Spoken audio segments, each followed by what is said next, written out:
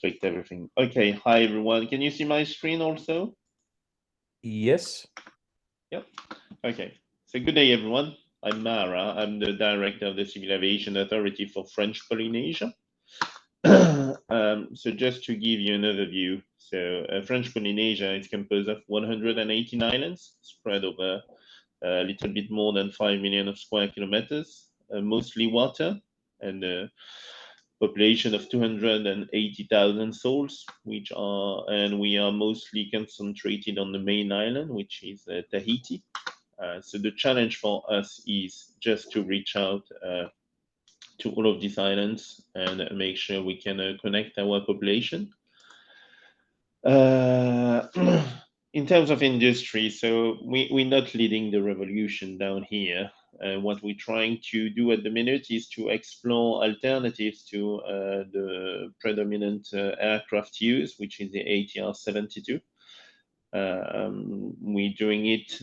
We've been collaborating in 2024 with Aero, the French manufacturer of electric aircraft, with Lilium before they had their troubles, and with a company from Singapore, ST Engineering. They're doing a wing on ground vehicle, and we're particularly interested in the Airfish 8.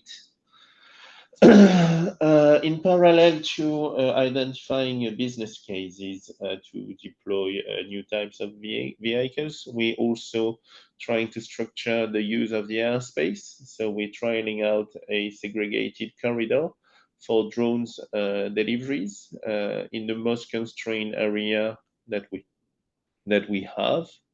The idea is that if we manage to validate this, then we can replicate it fairly easily across French Polynesia. In terms of legislation, where we are a French territory and therefore we apply the French regulations or the European ones, depending on how they are cascaded down to us, and we still have the ability to work on local exemptions, but we just need to justify it and discuss it with the French state authorities. In terms of initiatives, we're trying to launch several studies. The goal is to highlight and incentivize, private investors. So the latest one we've launched is to promote UAVs by identifying use cases that already exist across the globe, and try to show what would be the economic impact if someone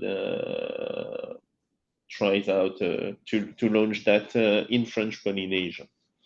Again, we'll publish those studies and in the hope of attracting investors.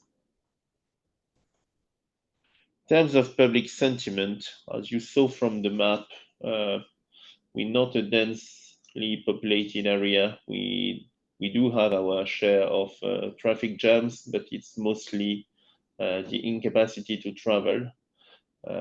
For quite some time, we relied on sea transportation, but people want more comfortable ways of transportation, particularly for their kids. So geographic opening up is really what people are looking for.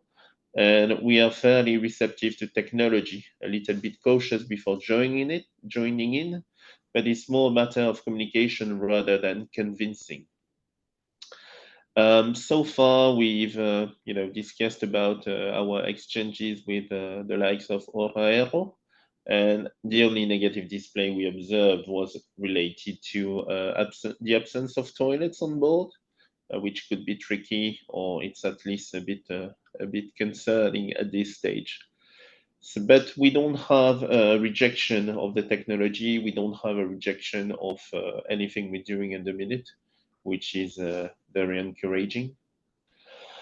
And obviously, when you use an ATR 72 to link islands where the population can be below 100 people, you usually have to, your flight will have up to 5 stopovers.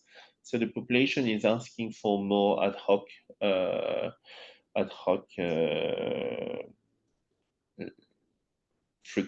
more frequencies with ad hoc destinations. So AAM could definitely support this. And the other positive display is that having an ATR 72 runway on your island is still a sign of social progress. And this new technology would definitely allow us to propose alternatives because they will be considered as superior in terms of social distinction. So while having a very positive impact on environment, since we could get rid of runways that are longer than the villages on the islands. Okay, so there's no upcoming events. You're more than welcome to travel to French Polynesia for your holidays, though. And in conclusion, what we're trying to do here is to build a framework to communicate, to promote UAV first and then AAM in order to attract private investors. In terms of opportunities, ATR, so the manufacturer, is using French Polynesia as as a marketing strength because we have so many configurations in terms of runways, in terms of islands, in terms of weather conditions.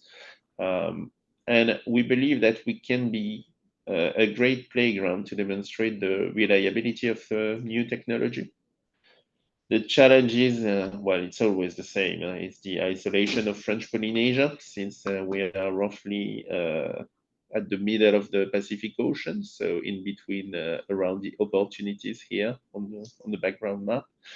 But once we can accommodate, the shipment, everything should be fine. We can manage the infrastructure, the electrical charging devices if we're going for electric, and alternatives as needed. We're very enthusiastic about really this geographic opening up and providing services that are essential to our population, which are considered as basic in developed countries, and that's really what we're working on at the minute. Thank you, everyone. Have a great rest of the day. A thrilling perspective indeed that you presented, Marangai. Thank you very much. And quite a chance for French Polynesia, from my perspective, through your geographic setting, so to say, in terms of that you're predestined for introducing the AAM, from what I see. Yeah, I think so too. yeah. Thank you so much. Thank you. All right. I mean, if I'm not mistaken, we have Ed Onwe. Yes, we have Ed. Can you hear us?